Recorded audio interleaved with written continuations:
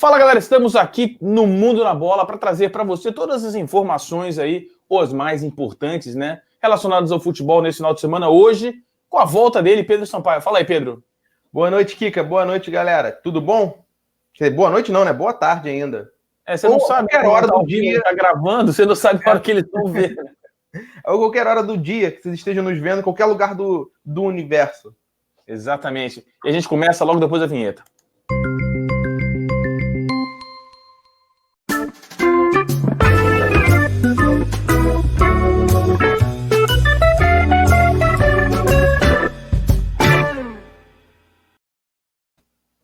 Bom, como diria Gavião Bueno, né? Agora em definitivo,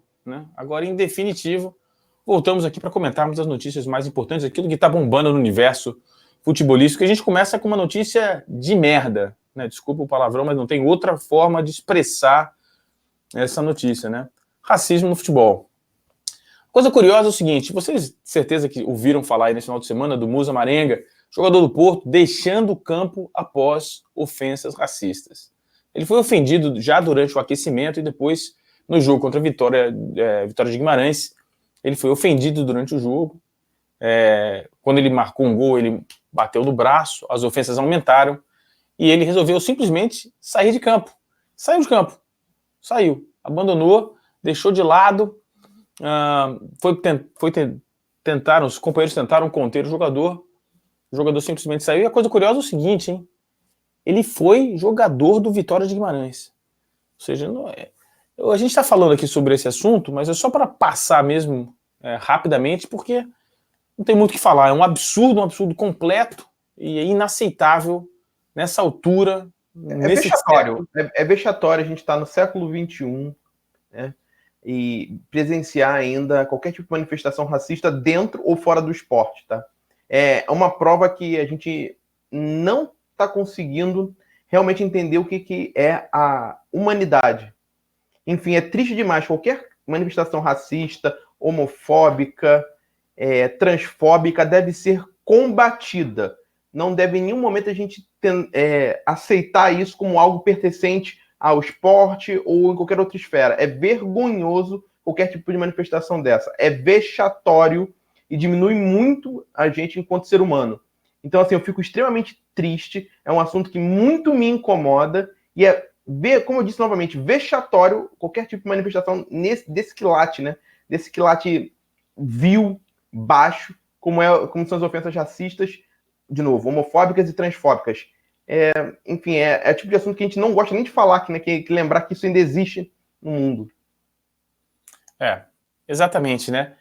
Agora vamos mudar de assunto, né? Vamos falar do clássico entre São Paulo e Corinthians, né?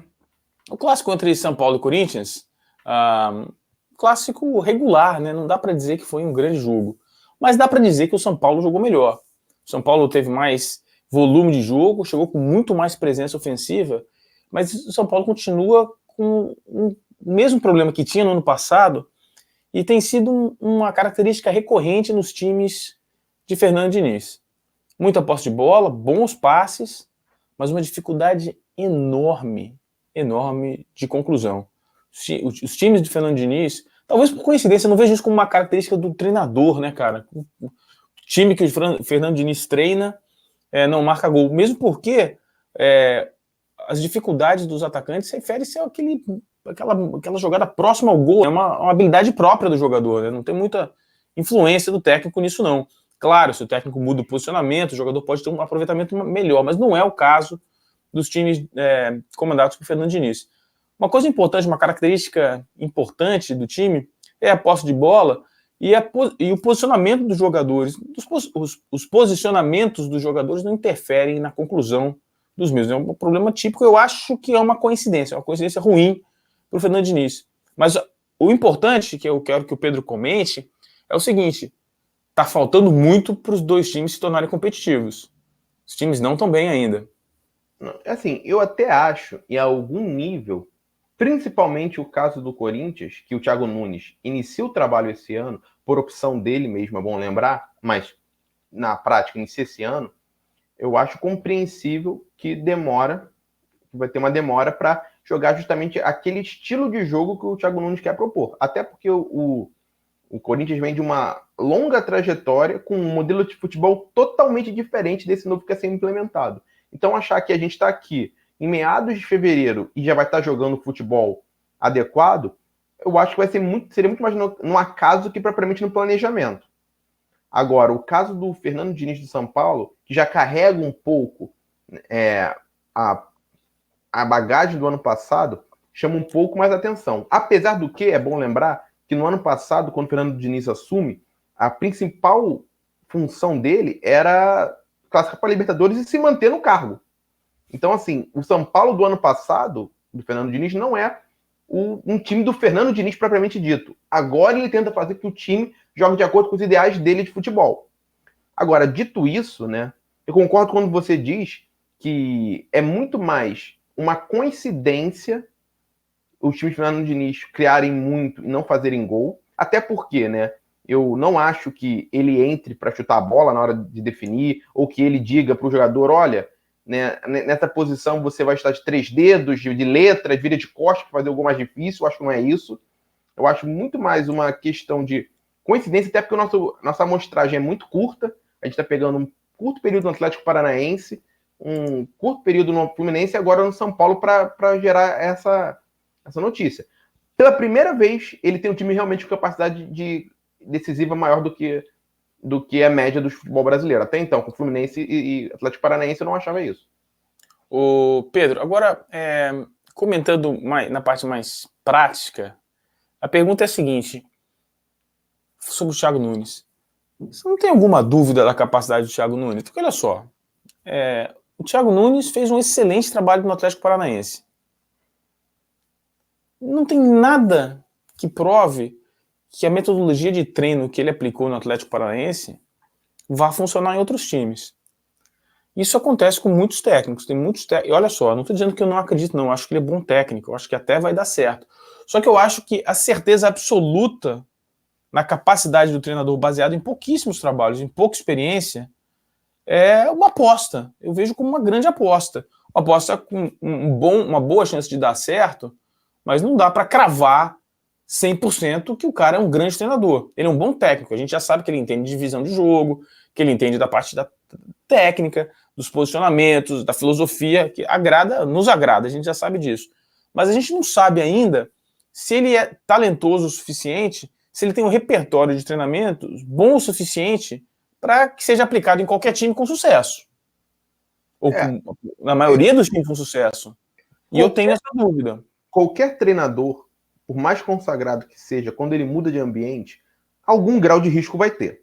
Você não tem 100% de certeza de que vai dar certo.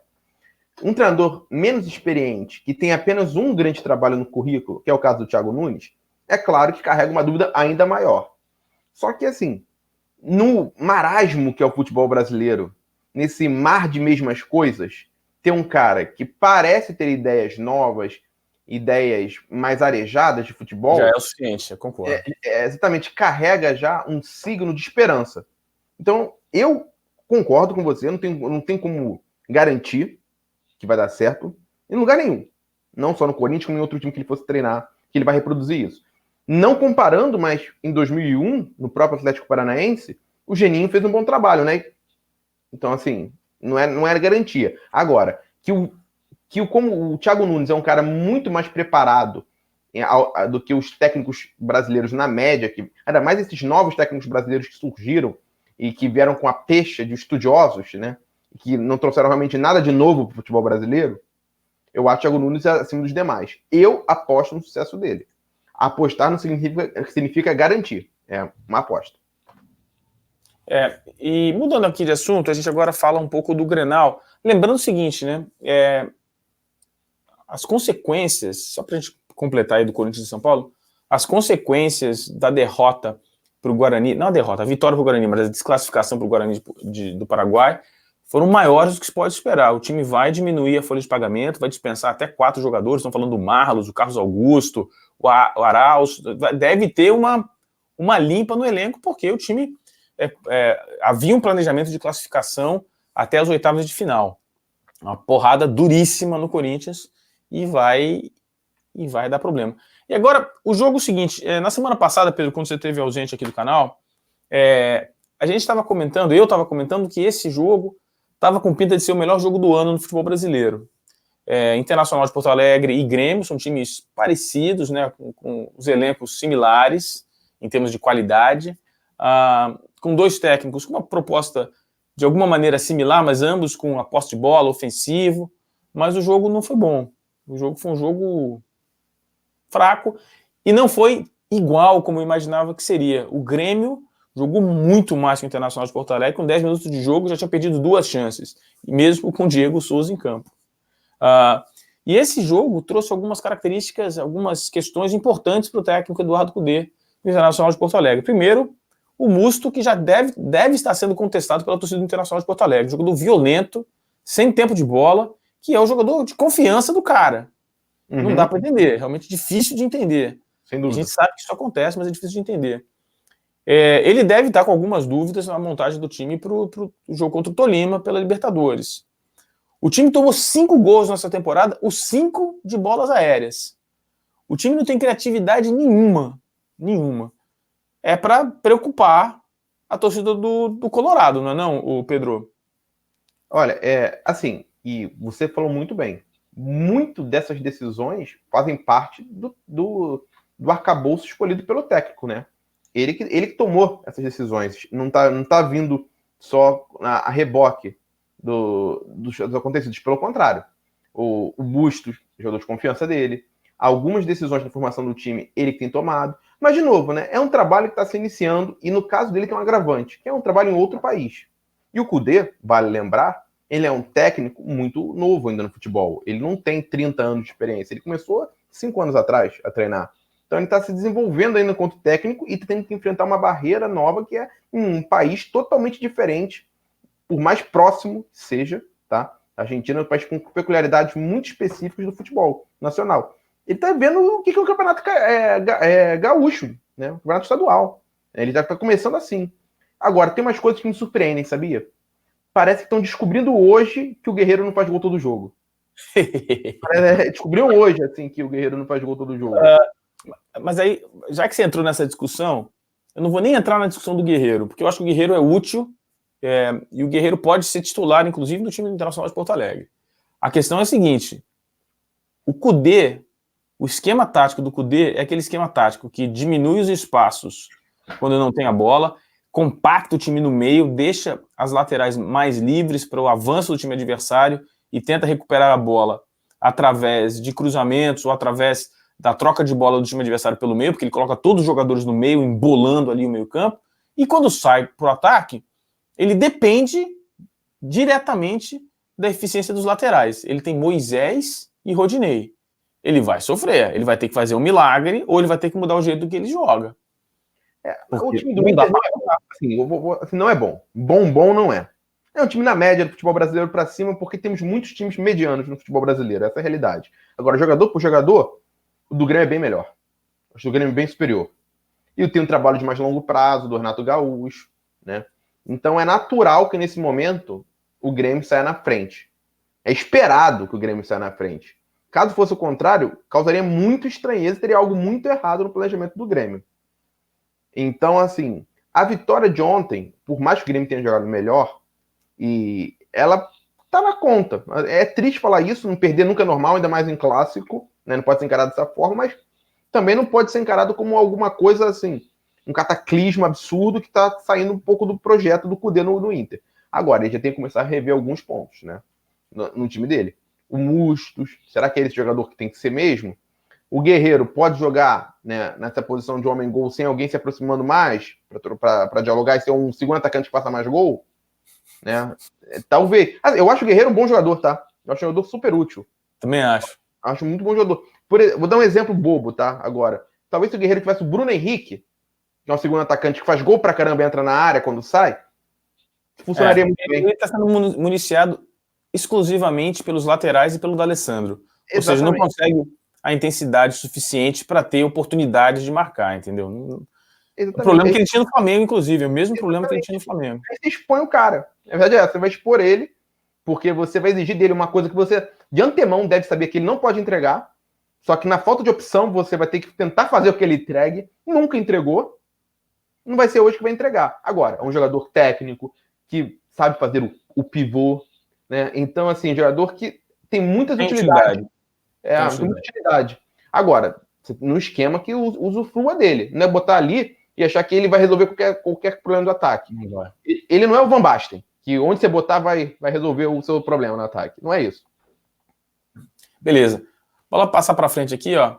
É o seguinte, jogo fraquíssimo. Um jogo fraquíssimo do Santos. O pior jogo do Santos, sem dúvida nenhuma, sob o comando do Gesualdo. E o Everson, o goleiro do Santos, foi disparado o melhor jogador em campo. Eu tentei assistir esse jogo, acabei assistindo esse jogo, mas eu tive que começar 2 vezes porque eu cochilei no meio. É um jogo morno. E o Gesualdo, inclusive, falou depois do jogo que foi uma partida terrível, a pior partida dele sob o comando do Santos, enfim, concordando com a gente, e que ele não esperava um jogo tão ruim. Ele esperava o time evoluindo, progredindo, mas ele também disse que acontece ocasionalmente dos times não progredirem, terem partidas ruins nesse processo de evolução. Eu acho que o trabalho do Gesualdo é um trabalho honesto até agora, um elenco limitado em algumas posições. Também não acho o elenco ridículo, acho o elenco limitado, mas o jogo não foi bom. Soteldo retendo demais a bola, o que não é característica dele. Enfim, tem muito o que falar desse jogo não, né, Pedro? Assim, o Gesualdo, né, ele tá com um parâmetro muito difícil de se equiparar, porque ele vem com o trabalho do Sampaoli, e foi muito bom, e não só muito bom, né? É um outro Santos, um Santos com potencial de investimento muito diferente desse. O São Paulo teve 70 milhões em caixa para investir. Não dá para tirar isso da conta. Diversos jogadores que saíram, né?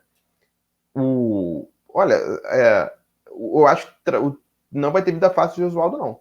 Se ele terminar no top 7, top 8 do Brasil, para mim é trabalho bom. Assim, se a gente pegar, eu consigo achar numerar 5, 6 times no Brasil com um elenco claramente superiores ao do Santos, fácil, assim.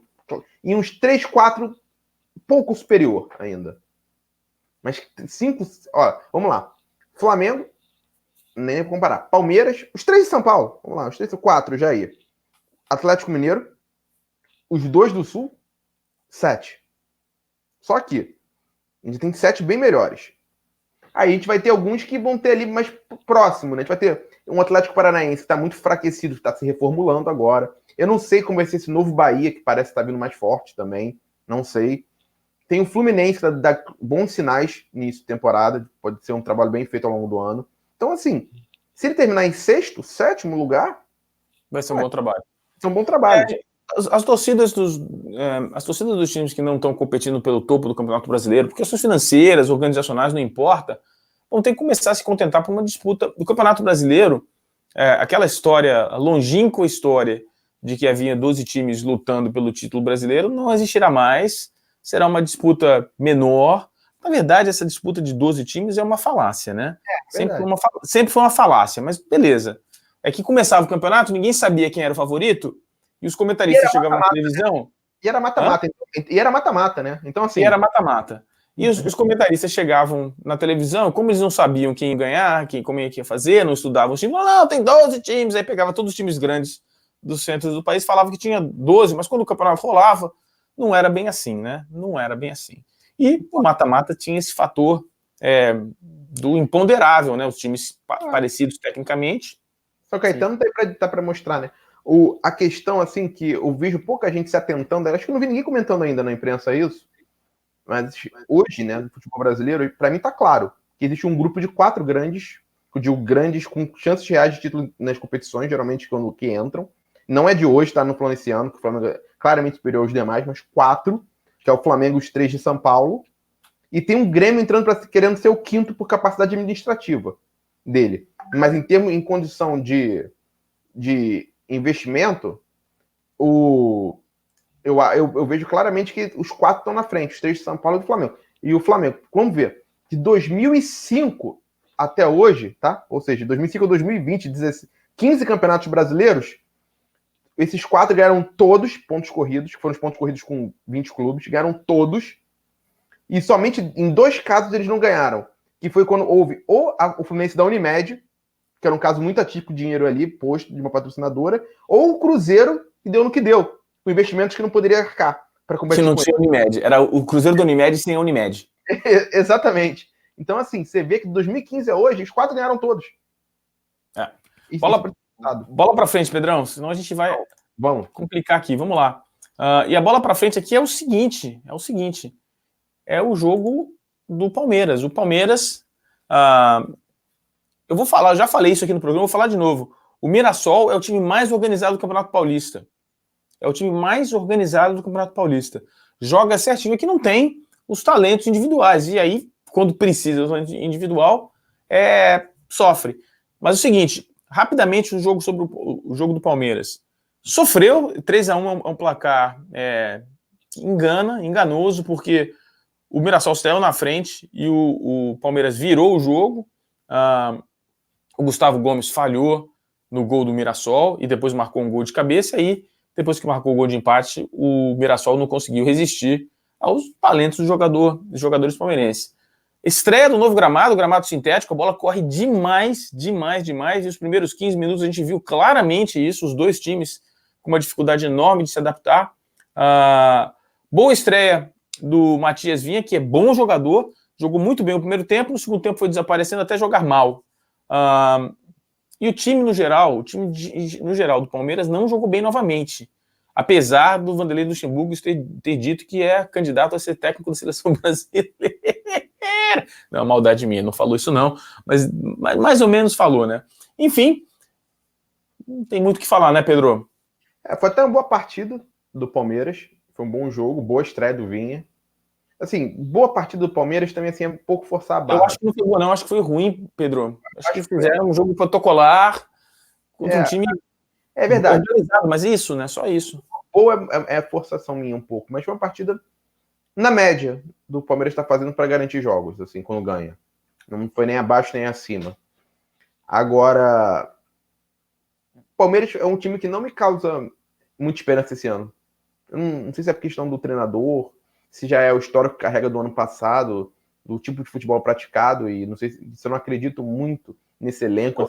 Eu acho que o Luxemburgo é melhor do que o Mano e do que o Filipão, e deve fazer um trabalho melhor. Só que eu concordo contigo, eu não acho que o Palmeiras vai ser o time que vai fazer frente ao Flamengo. Acho que não é ele o candidato direto a ser o grande concorrente do Flamengo esse ano. Eu acho que tá mais pro Grêmio. O Grêmio, claro, é o primeiro, mas como em São Paulo, eu tenho mais esperança no Corinthians que no Palmeiras, para ser honesto. No Corinthians eu tenho que esperar saber responder a pergunta do começo do programa se o Thiago Nunes tem essa pegada toda, entendeu? Próximo tópico aqui. Esperança. Próximo tópico aqui é o seguinte, ele... O Fluminense está aguardando o distrato entre Fred e Cruzeiro para acertar um contrato de 2 anos com o atacante.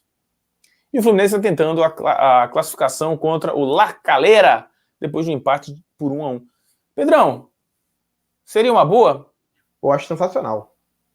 Eu acho que o Fred no Fluminense seria um casamento perfeito do retorno de um ídolo, né? É claro que não é mais aquele Fred de outrora, o Fred já mais velho, já um Fred que não teve uma forma física, mas ídolos, algo tão raro no futebol, com identificação com seus clubes, é algo que tem que ser muito protegido. Então, assim, claro que o Fluminense não tem que abrir um cofre das Laranjeiras e falar, toma tudo, Fred, vem jogar aqui. Não é isso, tá? Claro que não é isso. Mas dentro de um planejamento financeiro adequado, o Fred, voltando, vai trazer muita alegria para, hoje, adolescentes tricolores, jovens tricolores, que foram crianças e viram o Fred como um grande ídolo da infância deles. Então, assim, é uma coisa que talvez a gente tenha se perdendo ao longo da história no futebol brasileiro, mas tem muito valor isso. E esse aqui? Esse rapaz aqui? Primeiro e aí, a Torre? É uma boa chegar no Botafogo? Sou fãzaço dele. Eu também sou fãzaço. Jogadoraço, gosto muito dele. Um jogador, olha, durante um tempo, para mim, estava nos top 5 do mundo, no auge no City. Você concorda comigo que ele foi muito bem no City, mas o auge do futebol dele foi no Barcelona? Não, eu acho que foi no City, no começo dele no City. Eu acho que ele no Barcelona foi muito injustiçado. Não, ele foi muito injustiçado, também acho. Jogava demais no Barcelona, demais no Barcelona. Demais. Ele é um jogador, cara, que, vou te falar, olha, se eu for pegar 3 volantes, né, eu acho que tem dificuldade. Volante moderno, sabe sair jogando, chega na área. Tem dificuldade Cara, de ver 3 volantes melhores que ele que eu vi jogar aqui, pensando. Né? Levando em consideração que eu comecei a ver futebol mesmo em 95, 96. Eu tenho dificuldade de achar 3 volantes melhores que ele que eu vi. Jogadorzaço. Espero que chegue, cara. Coloca muito para aqui. Tô sendo muito. Aliás, jogador desse nível, jogador com esse histórico no futebol, jogador com. Mesmo já em fim de carreira, sempre torço para que venha o futebol brasileiro.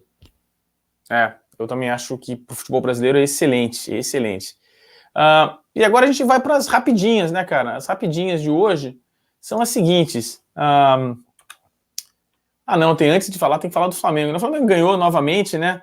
5 milhões, só para falar o seguinte, lembrar que o Flamengo ganhou a Supercopa do Brasil e embolsou 5 milhões de reais, ou seja, 5 milhões de reais a mais da conta do Flamengo. O Flamengo, que já era o time com mais dinheiro no Brasil, agora tem 5 milhões a mais. Vocês todos provavelmente já sabem disso, né? As rapidinhas aqui são as seguintes. Liverpool abre 25 pontos para o segundo colocado na Premier League. 25 pontos, parceiro. Red Bull Bragantino embalado, 3-0 fora o show. Se vocês não assistiram, recomendo que assistam. Jogou muito o Bragantino. Jogou muito o Bragantino. Que o Liverpool vai ser campeão inglês? Eu ontem esbarrei num torcedor do Sheffield, que está todo contente por causa da punição do Manchester City. O Sheffield agora concorrente direto à vaga na Champions. E aí esbarrei com ele na rua, trocou uma ideia, ele virou para mim e falou assim, tô muito puto. Eu falei, por quê, cara? Porque agora, com 25 pontos, o Liverpool já é campeão, a gente não consegue mais chegar neles. Mas ele estava brincando, claramente brincando. Que mais? 3-0 for o show. Em jogo ruim, o Real Madrid empata 2-2 e o Barcelona cola. Agora está só 1 ponto de vantagem, um jogo realmente abaixo, né? Inclusive o Real Madrid deu claramente mole no final em deixar o empate acontecer. Terceiro jogo que o Rodrigo não é relacionado, né? Não é relacionado.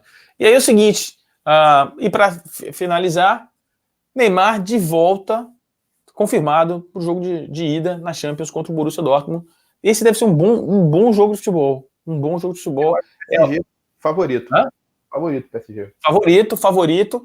E é um bom, não teste, eu acho que não é um teste, né? Uma oitava de final da Champions, mas é um jogo para credenciar ou não o Paris Saint-Germain. Ou seja, se tiver muita dificuldade para passar, não é para ter muita dificuldade, é para passar com certa facilidade contra o Borussia Dortmund se tiver alguma ambição de ser campeão, porque lá na frente vai cruzar, sem dúvida, com o Liverpool, ou com times que não estão tão bem quanto o Paris Saint-Germain, mas que tem mais tradição, e a tradição pesa. Seu boa noite aí, Pedro. Boa noite, Kika. Boa noite, pessoal. Muito obrigado, né, nessa volta, que não sei se é boa noite, boa tarde, bom dia, dependendo de qualquer horário que você estiver vendo, pegou agora. Eu também não vou, o programa é gravado, eu sempre vou me confundir. Isso aí é uma coisa que vou carregar comigo. Então, gente, muito obrigado aí a todo mundo que nos acompanhou em qualquer momento do seu dia, tá? Obrigado, galera. E lembrando para você que está nos acompanhando, antes de você sair, deixe seu like, se inscreva no canal e deixe o seu comentário, a gente responde todos os comentários. Não se esqueça, marque o sininho de notificação. Obrigado a todos vocês que participaram aqui com a gente e nos vemos aqui no Mundo na Bola.